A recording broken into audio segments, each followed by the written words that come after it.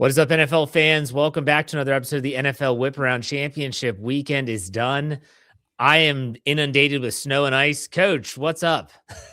I as well, Jeff. Inundated is a good word. Although I managed yesterday to not leave the house. I literally didn't put a foot in the outside. I sent my son out to go shovel. That's the nice thing about now having a 13-year-old. You're like, all right, boy, that's it. Time to become a man. Go shovel that snow. Oh my gosh. How much did you all get there in New Jersey? We got like 6 inches, Okay. but it turned to ice overnight. So today the whole town is a skating rink. Yeah. We got about 10 plus here in Maryland with another 2 inches of sleet on top of that snow. So it's fun.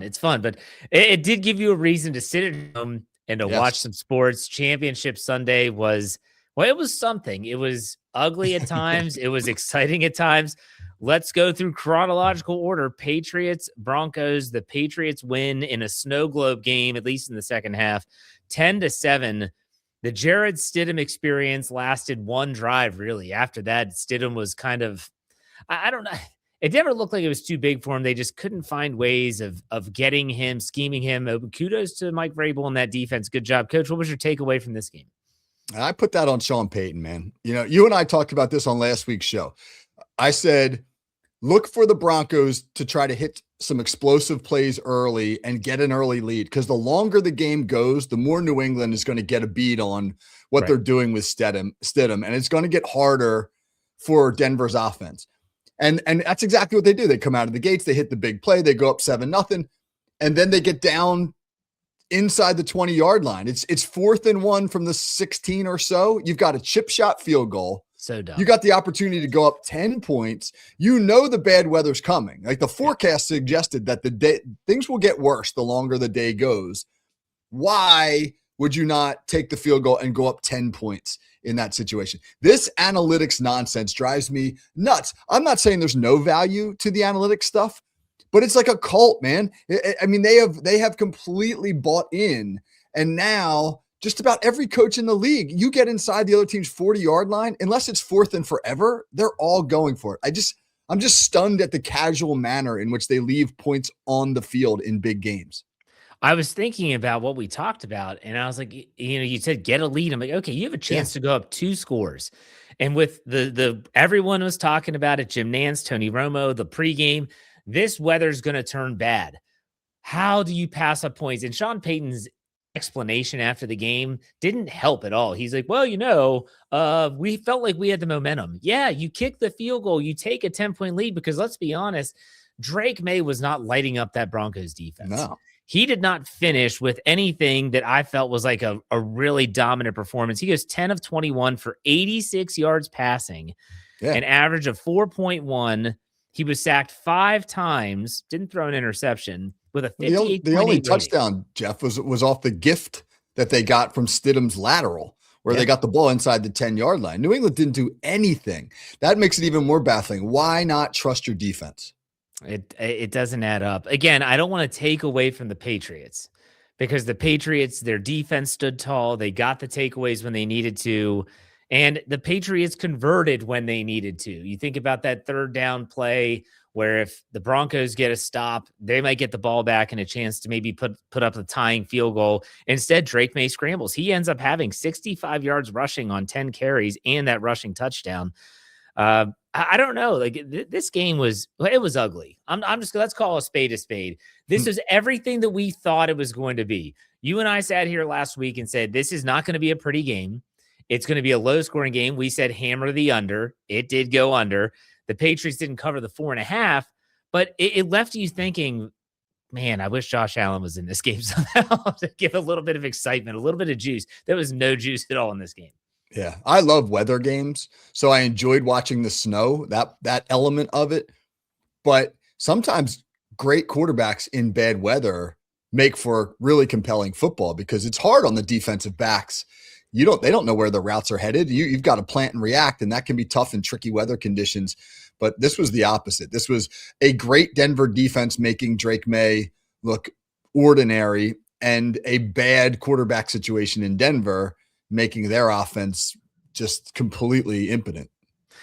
I mean, Jared Stidham ends up throwing the ball 31 times. Like, that could not have been the game plan heading into this thing. And when you saw in the second half throwing in that snow globe that you mentioned, I mean, the football is just, it's floating. It looks like it's just in the air forever. There's no one's driving the football in. Just really weird conditions. What's your takeaway, early takeaway of the Patriots odds in the Super Bowl here? We'll talk about the NFC Championship game, but the Patriots going into Super Bowl 60, what do you think? Well, you mentioned it, and I'll reiterate it. Amazing job by Mike Vrabel, Josh McDaniels, big assist to him. They are now they are now the team with the worst record the season prior to making it to the Super Bowl, 4-13 in 2024.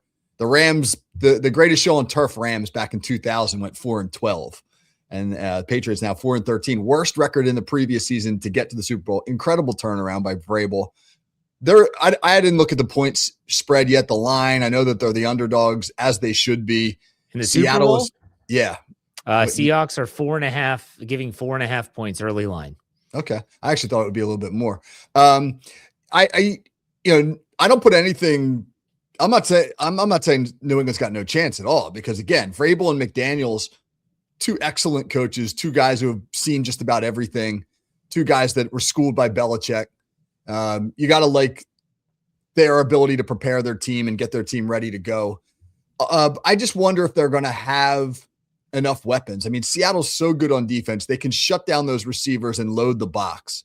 And if New England can't run the ball, which is kind of what you saw on Sunday, then it's going to get hard. So New England's got to win one-on-ones. They're going to have to make big plays in one-on-one situations against Seattle's D-backs. I think that's really where their success will lie. Seattle going from having to defend the Rams to having to defend the Patriots, it might feel easy. It might be like, wow, this is not as difficult. But I want to ask you a question. The Patriots did average like 28 points a game this year. Now, predominantly against bad competition, this will be the best defense they've seen. You can't say anything about the schedule. It's not like they make it themselves. Like, right. You just have to play your schedule in the NFL.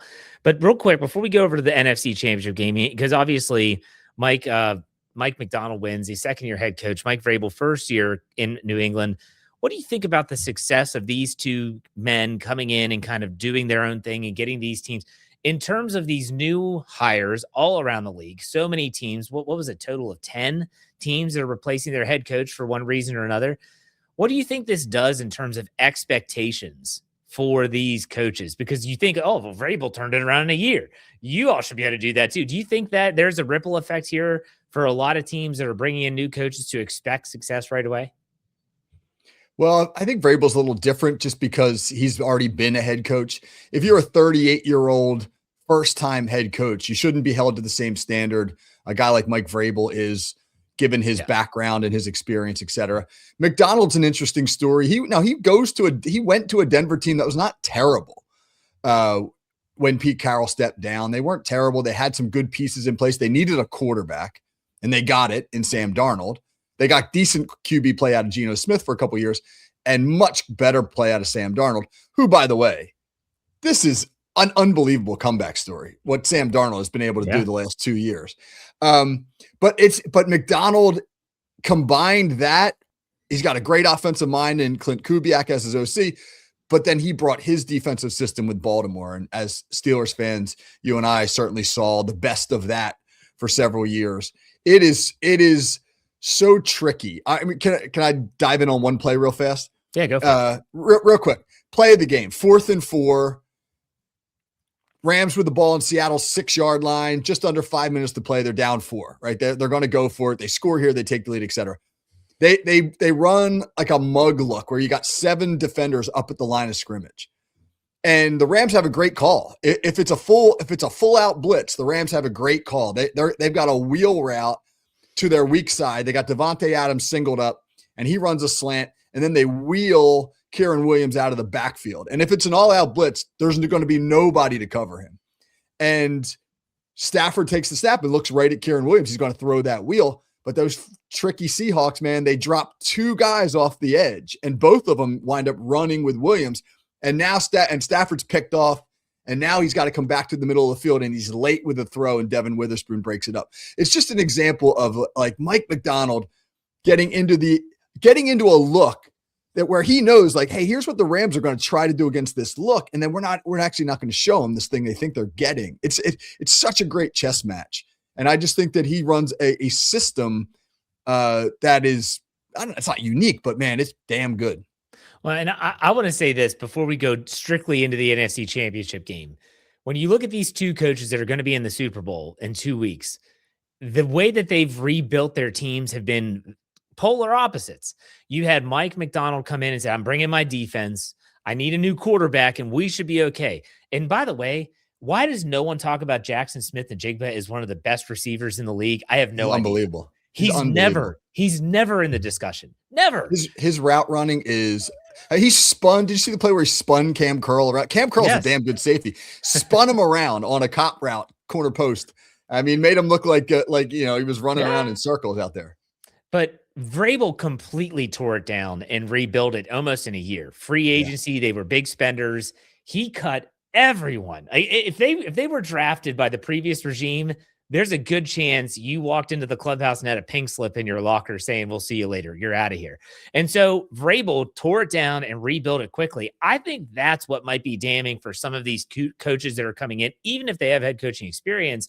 Like, hey, and kudos to Robert Kraft for giving him the flexibility and the ownership to do those things, because not a lot of owners, I think about Mike McCarthy and the Steelers with Art Rooney, they're not going to be given the leeway to just tear it down and rebuild it. Right. They're going to have to do with what you have. It's interesting stuff, but let's go to the NFC Championship game. And real quick to finish on that thought, not only did they give them the leeway to tear it down, but they also had the guts to admit they were wrong on Jared Mayo, and they fired him after a year. They didn't say, oh, well, let's see how this plays out and waste time. They were like, nope, we're going to rip that Band-Aid right off and start over.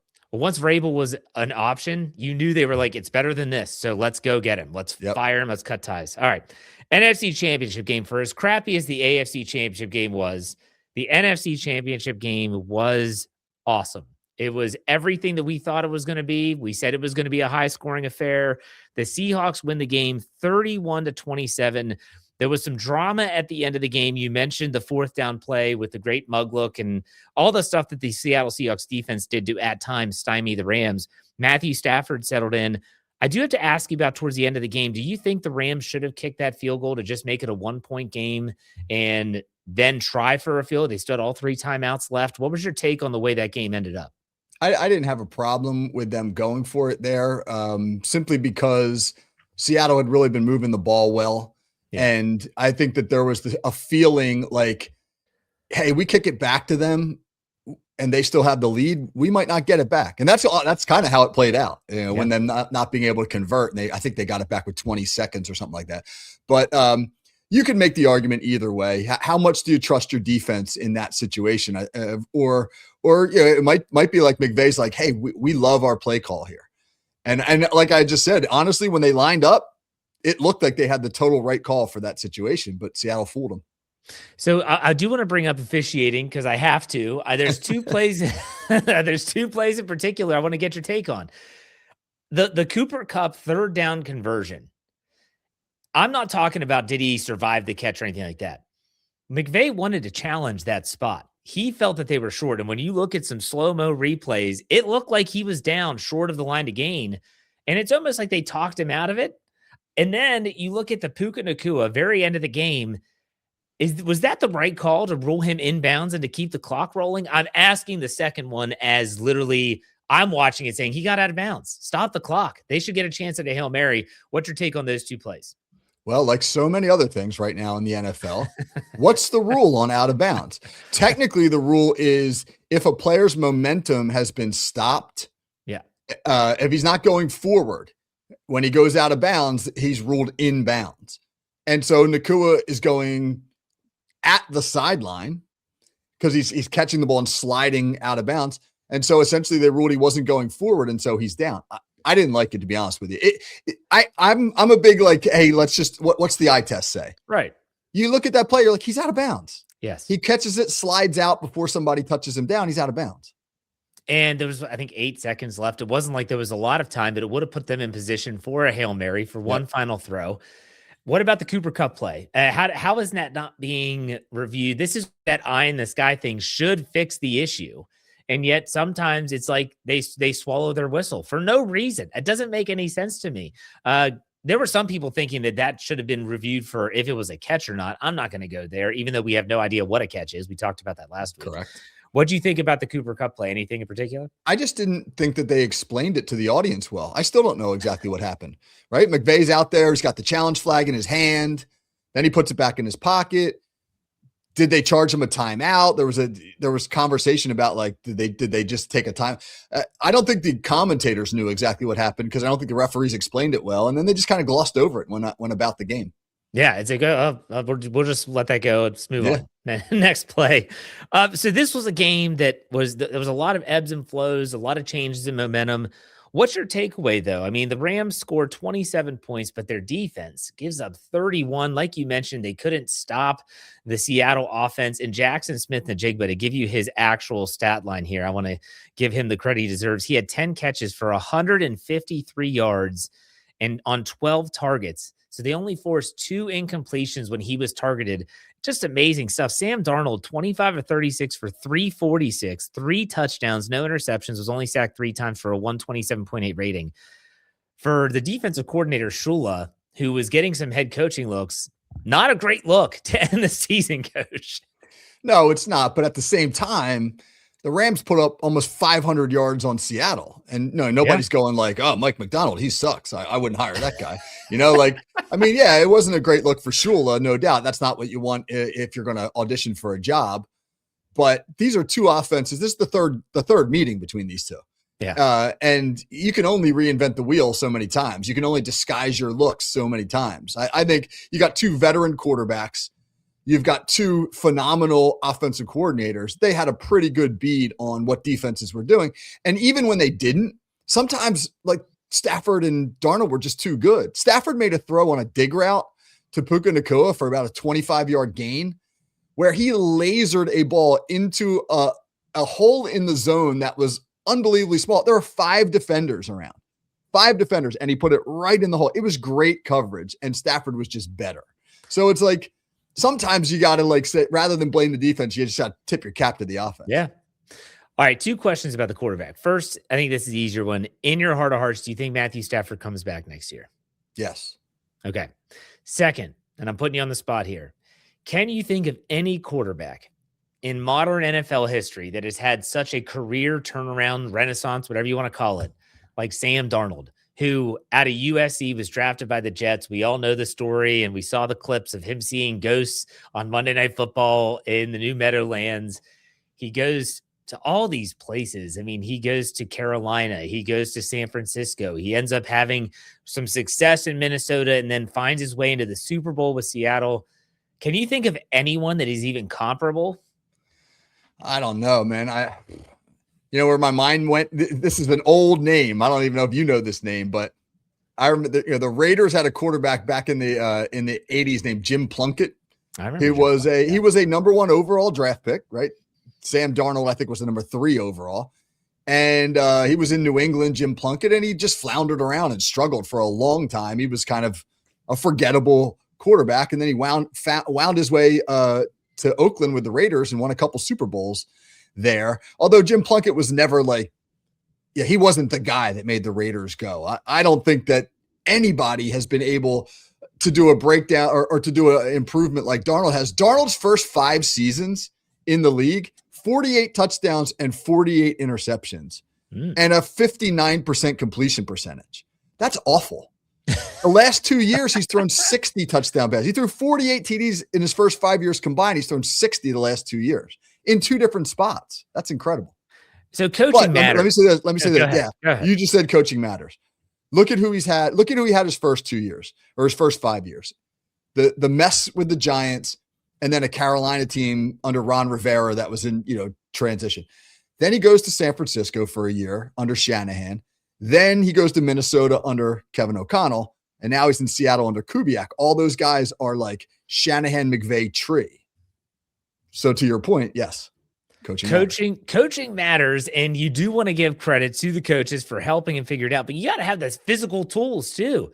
No one saw this coming. I don't care if you put him in the best offense ever, there were people that would have said it doesn't matter because Darnold can't make the throws. He doesn't have the ability with the pre-snap reads and all the other minutia that comes with the quarterback position.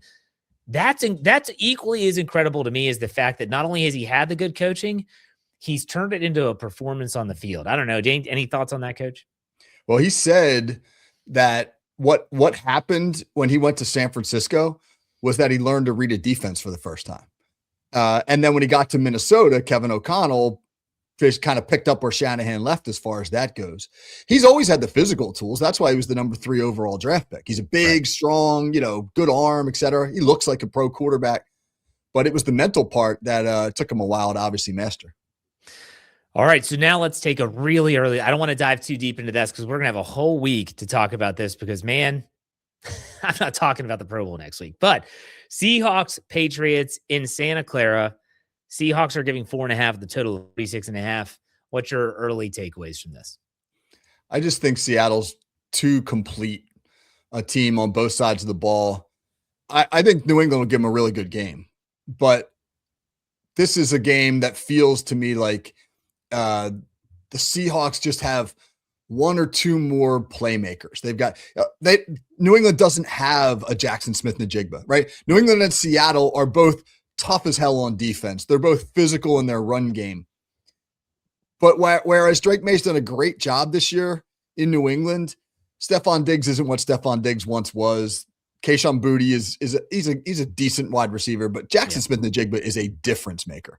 And when they get him going, and now you got to shade your coverage to him and start worrying about everything that he's doing, it just opens up everything else. You forget about Cooper Kupp. You forget about the fact they've got really good tight ends. And then Kenneth Walker, man, that dude, is there anybody in the league that runs harder than that guy? I just feel like Seattle has a little too much for the Patriots, for anybody in the league right now. Yeah, and they're without Charbonnet, who tore his ACL in the divisional round, so that's going to be something to keep an eye on. But again, I said this earlier, I'll say it again. Jackson Smith-Njigba, in my opinion, is a top 5 wideout in the NFL, and yet no one talks about him. If you were to go up to random NFL fans, people that are following the NFL, and said, I want you to give me your top 5 receivers, I guarantee you they don't put him in that conversation. And maybe it's because he plays in Seattle, and it's in the great Northwest, and you don't see him on TV a lot, and I don't know what it is. He's something. He is something special. And this is is this his second or third year in the league? I can't remember. Third year. Okay. All right, Coach, let's transition. We'll talk a lot about the Super Bowl in the coming weeks. Let's talk about some feel-good stories, right? And, a hometown guy that gets his hometown job, and he grew up bartending. Good Lord. We're talking about Mike McCarthy being hired as the Steelers' new head coach. I'm going to let you talk, Coach, because I feel like I've talked about this a lot. I know you have as well. We've written a lot about it for SteelCurtainNetwork.com. What was your takeaway when the Steelers on Saturday made it official that they have a quote-unquote verbal contract with Mike McCarthy to be their next head coach? I was shocked. Yeah. Just because you felt as though the Steelers had said repeatedly, we're going to take our time through the process. And you had these assistants from the Rams and maybe the Seahawks that they were interested in. And you figured, all right, well, they're going to let the title games, play out. And then they're going to do some additional interviews this coming week and blah, blah, blah. And then boom, Mike McCarthy. It was a bidding war of one, with the Steelers and Mike McCarthy, Who has the leverage? Exactly. So, and they jumped on it, and it was shocking, absolutely shocking. Now, I got beaten up on Twitter over the weekend by people for simply trying to not even defend it, not even promote it, but simply trying to explain, all right, well, here's, I think, what they did, and here's how it might work. Nobody wanted to hear it. People went off. X was a nasty place over the weekend. Steeler fans riled up. I will say this. I get the disappointment. This was an opportunity for the Steelers to do maybe a little bit what New England has done. Right. Let's tear it down and build it back up. We're going to start fresh with young coaches, young ideas, and let them grow into the job, et cetera. Instead, they opted for, let's try to hold on to what we had under Mike Tomlin. And that is the precise thing that Steelers fans wanted to move on from. Not that obviously Mike Tomlin was bad, but just that the Steelers were stuck. They were stuck and they needed to get unstuck. And the only way to move forward, if you're good and you're trying to be great, you better have a quarterback. you better have the pieces in place to be able to elevate. And the Steelers don't. They don't. So the natural next step is we'll step back, acquire those pieces, and then move forward. And they didn't want to go that route, and that's why people are pissed. You know, the people that are doing the heavy lifting for Mike McCarthy, and I'm talking about, you know, his agent must be really tight with the Tom Pelisseros and the Ian Rappaports, because they're like, this guy is such a good coach and he has this winning percentage and it's just as good as Mike Tomlin, yada, yada, yada, whatever. The thing that gets me the most is when they tout the quarterbacks that he's worked with in his career. Some people are trying to spin it like he was the guy that made Joe Montana because he worked with him in Kansas City at the very end of his career. This is also the guy that suggested Alex Smith over Aaron Rodgers in that 06 draft. I think it was 06 or maybe it was 05. But still, it's weird to see how they're spinning it. And you've mentioned that they don't have a quarterback. Do you trust Mike McCarthy to be some quarterback guru who can maybe turn Will Howard, a 6th-round draft pick in the 2025 draft, into something? Not necessarily on his own, but I do think that there's some credence to this. And this is kind of where I was getting beaten up on Twitter, trying to defend his record on some things. But he worked with Joe Montana, didn't develop him, obviously. And Montana's at the end of his career in Kansas City, but he certainly learned a lot about quarterback play from Montana. He really helped Aaron Rodgers' career. I mean, McCarthy gets hired in 2006 in Green Bay. Rodgers becomes a starter in 2008. So it's not like Rodgers was the starter and McCarthy just rode his coattails.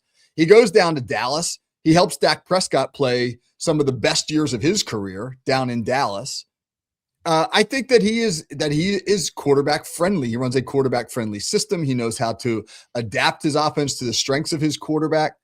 And I think that if he is willing to bring in an offensive coordinator who is younger and good at developing quarterbacks as well, that combination could be beneficial. All right, real quick, what should Steeler fans expect from a Mike McCarthy offense? What are some of the calling cards? I don't know if you've looked it up. Now, you probably haven't watched film of his time with Dak Prescott in Dallas or even in Green Bay with Aaron Rodgers. But what are some of the calling cards of Mike McCarthy's offense that Steeler fans might be looking forward to? So there are two different offenses, the one he ran in Green Bay and the one he ran in Dallas. I mean, there are some similarities in terms of timing routes and getting the ball out quickly and those types of things. A lot of pocket movement. If he gets a big athletic quarterback like a Will Howard, who's more athletic than people think that he is, expect a lot of play action and a lot of bootlegs.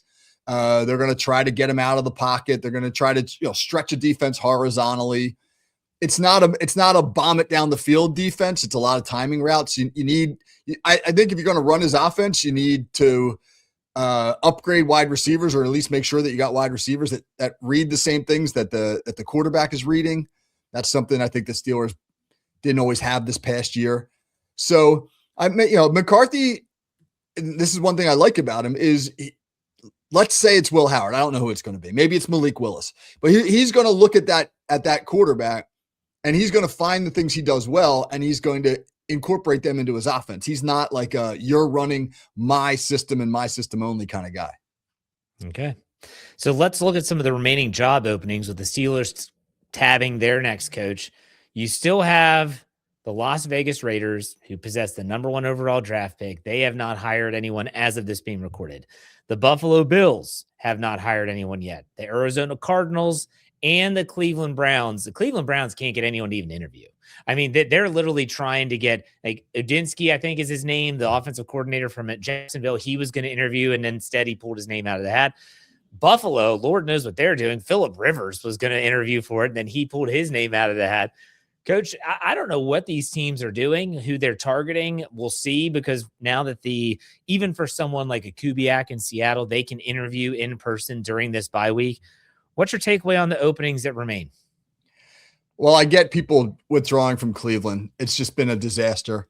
I think it's shot. I think what we're seeing right now really should give people an appreciation for what Kevin Stefanski was able to do there. I mean, he lasted 6 years and took the Browns to the playoffs 2 times in what is arguably the worst job in the NFL a job so bad that people are refusing to accept it.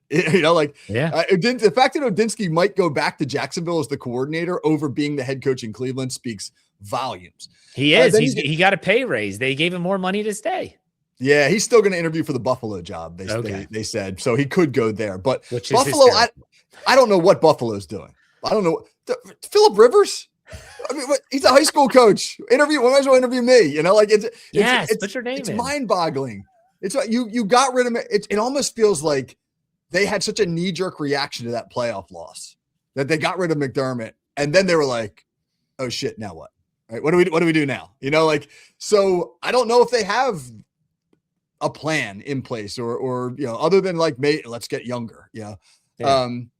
So right now, I mean, the Raiders job is probably the most attractive because they're going to get the number 1 pick in Mendoza. And how crazy is that to say, well, no, I lied. The Buffalo job's the most attractive, but I just don't know if they know what they're doing right now or what they want to do. Raiders job, you're going to get Mendoza. That's a pretty nice carrot to dangle in front of somebody. Now, I try to keep my finger on the pulse of the NFL, especially the coaching hires. Have you heard Sean McDermott's name be brought up at all with any of these openings? Obviously not Buffalo, but any other teams? I haven't seen anything.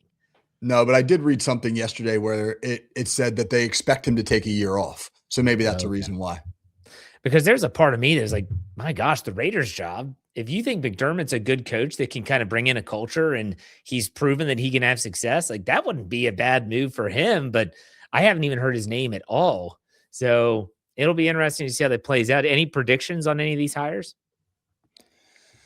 Well, I think, Kubiak, it'll be if these teams are willing to wait until after the Super Bowl, that's a guy that's got to get a job. I mean, if Seattle wins the Super Bowl, you're the hot offensive coordinator of the Super Bowl champs, who just continued to help Sam Darnold in his rise.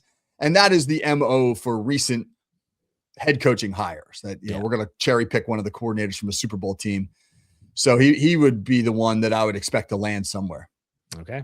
We'll keep your tabs on that. But Coach, it's been a good show. We're going to have next week to talk about probably some more head coaching hires. We'll talk about a little bit of more of an in-depth preview of the Super Bowl, getting this bye week Pro Bowl garbage out of the way. But Coach, what's coming up on the call sheet? Anything exciting? Yeah, well, Monday show, the Game Ball show, I weighed in a little bit on McCarthy in that one. The Wednesday show is going to be a primer on some of the schemes and concepts in football that we've been talking about, the Gridiron Glossary show, Hot Route with Pez on Friday. Once the Super Bowl is over, we'll start getting other coaches back on and get into our off-season clinics and those types of things, starting to line some guys up all around the country, actually, which is pretty cool. Yeah, that sounds great. Make sure you check it out wherever you get your podcast by searching the Call Sheet with Kevin Smith. Also, make sure you check out all of his content at the Steel Curtain Network, wherever you get your podcast, or by going to steelcurtainnetwork.com. Does great work for us there. But that's it. That's a wrap. Championship weekend's done. Super Bowl is ready. We'll get you geared up. Make sure you check us out next time on another NFL Whip Round. Take it easy.